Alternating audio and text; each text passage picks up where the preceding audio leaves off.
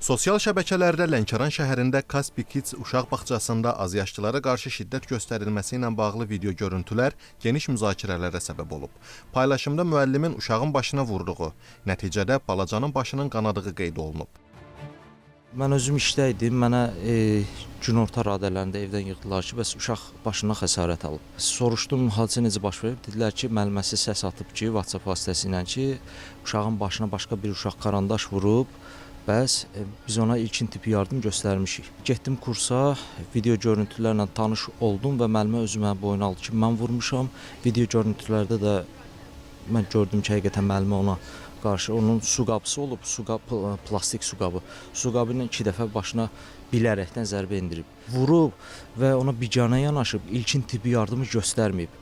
Uşaq 2 saata yaxın hardasa o vəziyyətdə qalıb, köməksiz vəziyyətdə ağlayıb. Uşağı təcili yardım şöbəsinə aparmışam, orada ilkin baxış keçirilib, ilkin tibbi yardım göstərilib, sonra gətirmişəm gecə saat hardasa 12-11 radələrində uşaq yenə də vəziyyəti pisləşib. Uşağın 4 yaşı var, indiyə qədər mən ona bir balaca bir toxunuş vurmamışam ki, uşağı ağlayır, onun anadan gəlmə refleks qusması var deyə çox ağlayanda o qusur. Mənə təklif olundu ki, yəni uşağın ödədiyi bütün ödənişləri geri qaytaraq.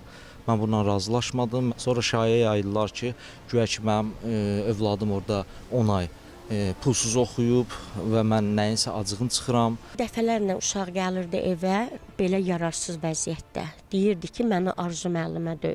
Biz uşağa inanmırdı. Dəfələrlə müraciət edirdi müəlliməyə. Biz kameraları izləməyə getmək istəyirdi, bizi qoymurdular izləməyə. Axırıncı bu məlumatımız bu uşağın başı partlayan vaxtında bildik ki, deməli uşağı yararsız hala müəllimə salırmış. Mayın 26-sında sonuncu xəsarəti olub, amma yanvar ayında uşağın başının dal hissəsindən ur kimi şiş çıxmışdı.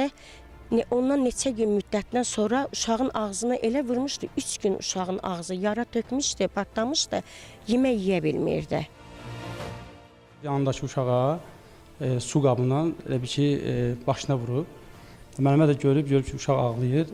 O da ona göstərmək istəyib ki, yəni uşaq ağlayır, yəni sən də ona vur, qoy uşaq rahatlaşsın. Bilməyərəkdən uşağın da sən demə başında yara olub. O butulka dəyib başına, həmin o yaraya qanlayıb.